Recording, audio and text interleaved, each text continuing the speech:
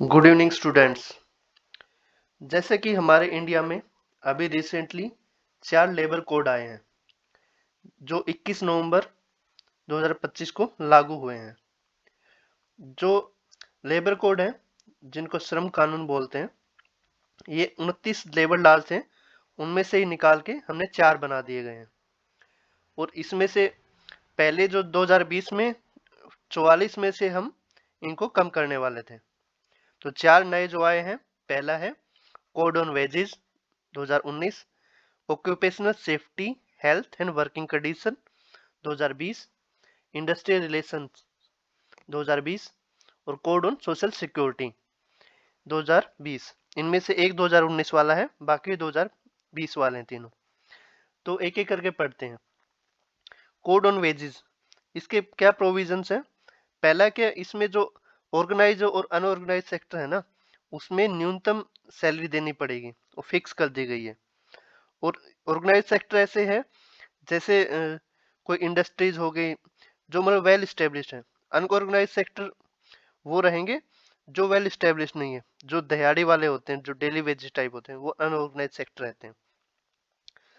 और दूसरा क्या है, जो एम्प्लॉय होगा उसको समय पर वेतन मिलना चाहिए, देरी नहीं होनी चाहिए, 1 वीक के अंदर अंदर मिलना चाहिए।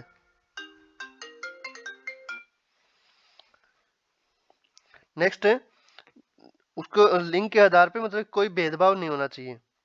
जैसे मेल या फीमेल है तो उसके ऊपर कोई भेदभाव नहीं करना चाहिए उनको सैलरी में देने में और उसके वर्किंग में।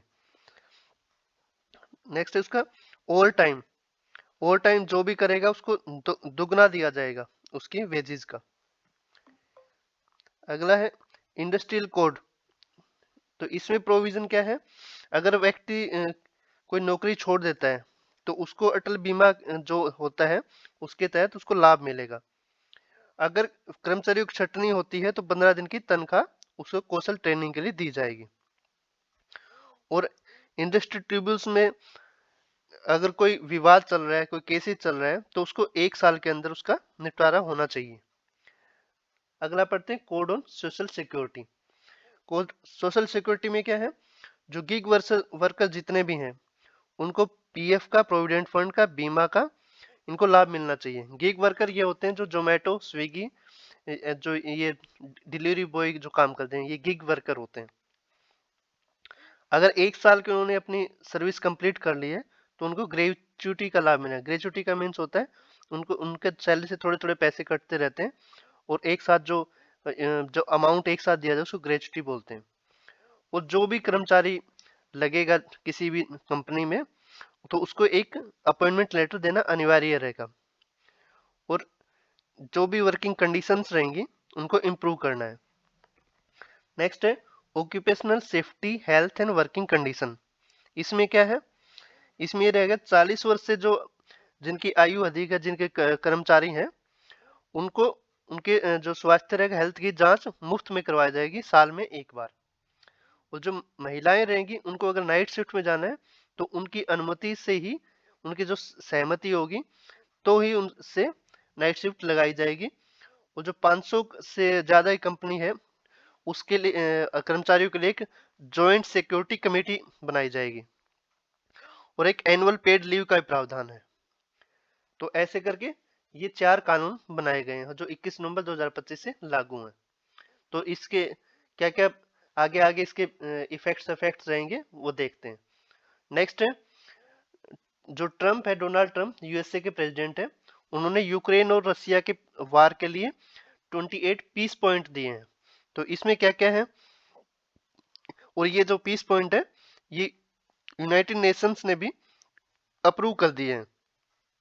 इसमें पहला पॉइंट है, जैसे यूक्रेन का जो 20% एरिया जो रसिया ने अपना जीत लिया है तो उसको रसिया ही अपने पास रखेगा, यूक्रेन का उसके ऊपर कोई अधिकार नहीं रहेगा।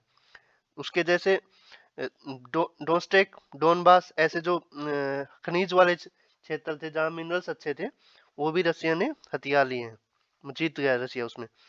तो और यूक्रेन की क्या है, एक जो मिलिट्री की लिमिट सेट कर दी गई है, लगभग 4 लाख।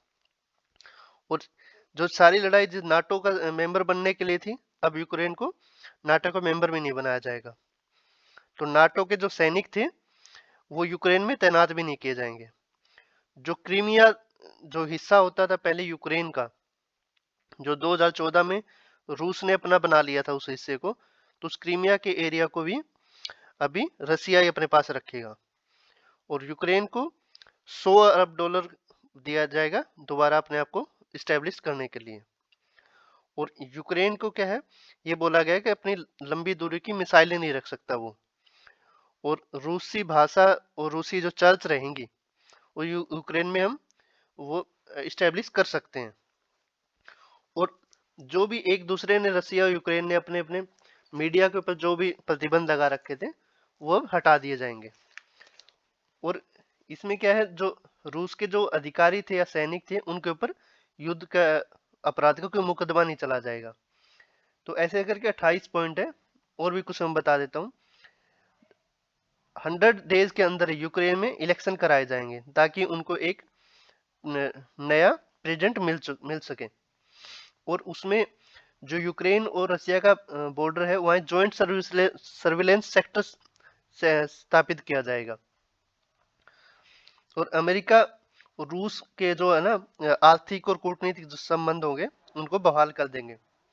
और जो इसमें बीच में मीडिएटर जो बने हैं वो कतर और टर्की बने हैं, इस जो समझौते के मीडिएटर जो बने हैं। और एक जो आयोग बनेगा उसमें रूस, यूएसए और यूक्रेन उसका एक मेंबर बनेंगे। तो ऐसे ऐसे 28 पॉइंट्स कवर किए हुए हैं। नेक्स्ट न्यूज है बिहार से। बिहार के जो कुछ जिले हैं उनमें जो महिलाएं हैं उनके जो ब्रेस्ट मिल्क में यूरेनियम पाया गया है। तो ये बहुत बड़ी बात है यूरेनियम का उसके अंदर मिलना। तो यूरेनियम कहाँ से मिला, जो वाटर रिसोर्सेज के सहायता से उनके ब्लड से और मिल्क में पहुंच गया।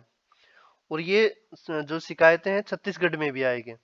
तो डिस्ट्रिक्ट जो बिहार के जो इफेक्टेड है जैसे भोजपुर, समस्तीपुर, बेगूसराय, कटिहार, नालंदा, खगड़िया। Thank you.